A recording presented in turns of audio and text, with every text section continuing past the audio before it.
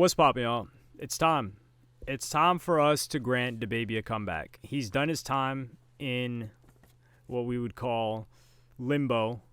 What's that in between state? Purgatory, right? Where they say, oh, this person's not going to hell or heaven. They're just kind of like in this long existence as a punishment. He spent enough time in purgatory. DaBaby has earned his right for a comeback for 2025. The reason for this is people were talking about Lil Baby, and when it comes to the Baby agenda, I am in favor of the DaBaby over Lil Baby. Now, people used to clown me for this. People used to come at my neck for this a couple of years ago, 4 years ago, especially when everybody was saying, man, DaBaby sound the same, DaBaby sound the same. Now, suddenly, Lil Baby sounds the same, even though Lil Baby has continuously sounded the same. So I've been a DaBaby supremacist when it comes to the Baby. And yeah, DaBaby's better than Baby as in Birdman. Birdman is a trash rapper. Like, jeez. But that's not what we like Birdman for. Circling back to DaBaby. With DaBaby, I decided to check in on, man, what's DaBaby been up to lately? So I look up DaBaby, and then I see that he dropped a mixtape that I didn't listen to. And I just said, whoa, what happened here? Granted, DaBaby did drop this mixtape while I was going through a bunch of stuff. Nothing bad or anything like that. But it was towards the end of September. And it's called How the Hell Is This a Mixtape? So I said, okay, DaBaby dropped a tape. Let me check this out. So off rip, in a minute, the intro, this one was on YouTube too. I remember hearing this song, or at least the preview of this song. I think I posted it on Instagram back when it first came out. This song is hard. It's a fire song, great intro. DaBaby drops some lyrics in there. Well, obviously, every song has lyrics, but he drops some lyrics talking about the situation, his life, his career in the past several years. And I continue to listen to the mixtape, and this is a very, very solid piece of work. Fat is the most streamed song, P-H-A-T. It has a music video too, which is that classic DaBaby type music video where he dresses up. He goes all out for the concepts of these songs. But there are a lot of tracks on here that address everything that we want to and care to know about DaBaby, and there's a lot of reflection on here. There's a lot of answering any questions fans may have. There's answering haters, doubters. It's just one of those projects that I really love to hear from an artist because we're getting his perspective on all the questions and narratives that we have or have spread. And to top it off, there's a bunch of songs on there. I took some notes for this one. So the highlight songs for me on this tape were Ain't That a Bee, Can't Keep Keisha, which is the outro. Great outro there. Great intro and outro to this mixtape. We've got the Did It. Did It is a song where he talks about, in a non-corny way, DaBaby talks about accountability for things he's done, whether that's career actions. And even though he's taking accountability, he's not saying that it's genuine accountability in the sense that he's not saying, man, I got done dirty for this. Like, for example, some lyrics, done crossed out a few of these dogs. Bet you that them F dogs won't be the last ones. I did some wrong, okay, I admit it. They not as strong, so they not gonna get it. Ain't on what I'm on, so they not gonna feel it. Even when out alone, I stand on the business. So he mixes not just business and business relationships and personal relationships, but also with chicks in here too. It's a motivational song, but it feels like DaBaby's motivating himself in this track more than he is anybody else. Like, he's not telling the listener, oh, it's really self-reflection. It's like DaBaby's looking in the mirror and rapping and pointing at himself. I don't know if that's a Spider-Man meme. No, the Spider-Man meme is when they're pointing at each other. So I like that track. I like Carry It On. In a Minute, which is the intro, great intro. If you like DaBaby's verse on that Revenge of the Dreamers project, you'd like this intro and Can't Keep Keisha. Both of those tracks.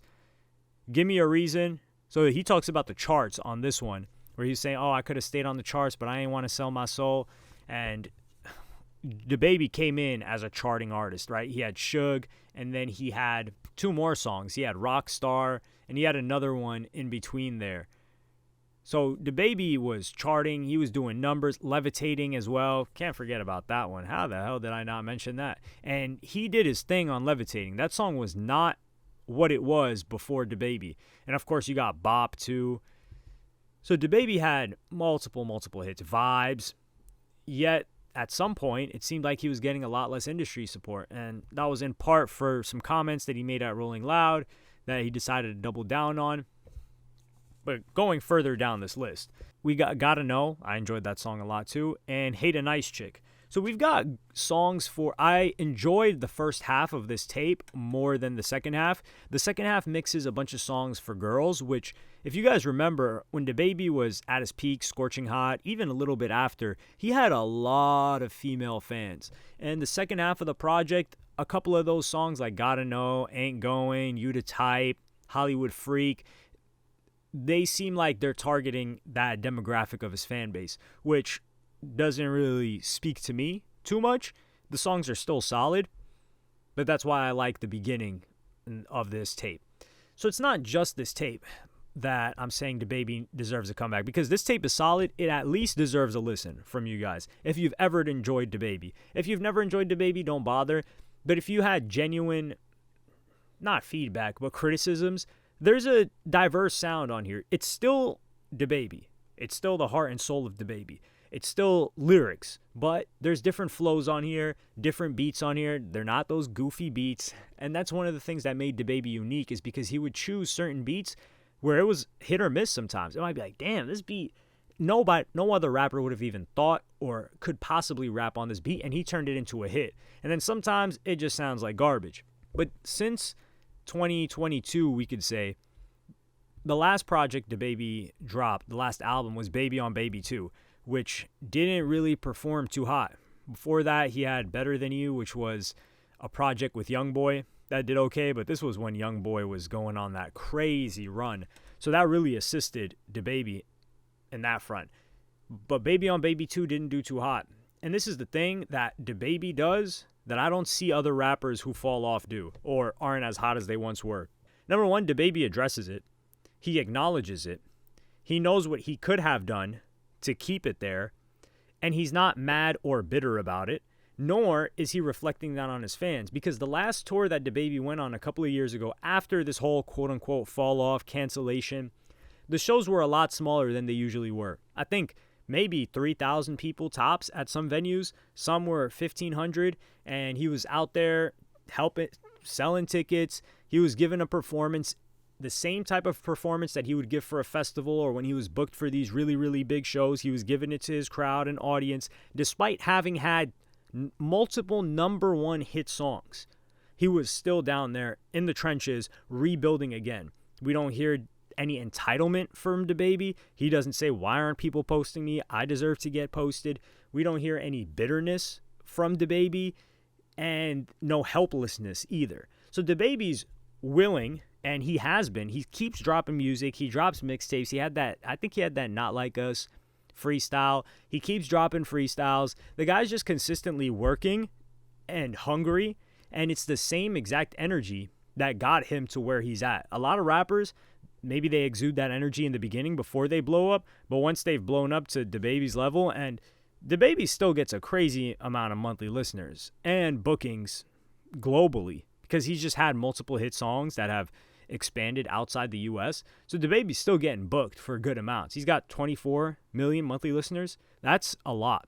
That's more than many rappers. And he doesn't drop as frequently as them, and he hasn't had a hit in a very long time either. So that means that those old hits are still being streamed consistently. So DaBaby, he's just exuding that same hungry energy, and I love to see that from a rapper, because we get some of the best raps. And this is the thing. People always talk about how, man, that before that rapper blew up, his music was so good. This is your opportunity, and this is what I feel like that mixtape was for DaBaby that he just recently dropped. It's your opportunity to get that same hunger, that same mentality from DaBaby, an artist that already blew up, because now he's going through that phase again of where he's trying to get backlit. And you kind of feel like you're part of this journey of like, man, let's see if he can do it. I really want him to go up again. And in the same way that you want a rapper that's first taking off or first trying to take off, and you discover his music and you're like, yo, this is my hidden gem here. This guy's really talented. I can't wait to one day see him blow up. And then he eventually does. And there's very, very, very few rappers that are willing to stay consistent like this. Some of them just roll over and die, which they're too scared to drop music. Some of them just keep dropping mid music, Some of them just keep complaining, and we haven't seen DaBaby do a single one of those things. So let me know what you guys think in the comments. If you listened to this tape, let me know what you thought about it. If you haven't listened and you're going to check it out, come back and drop a comment. What do you think about DaBaby? Are you a DaBaby supremacist when it comes to DaBaby versus Lil Baby?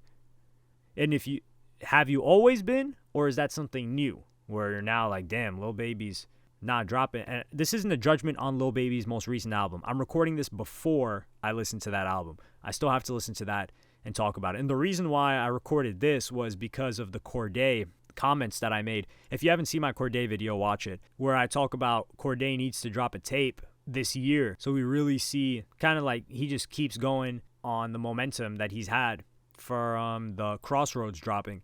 And it made me think, oh, has DaBaby dropped the tape? And this tape that DaBaby dropped is exactly what I would want from a Cordae. Not the same sound, obviously, but that same type of energy, because Cordae is basically like building up again. Although Cordae was never a hit song maker, and I think he's just been consistent throughout his career since he blew up. But that's where the idea for checking out DaBaby at all came from. And now I'm back tuned in.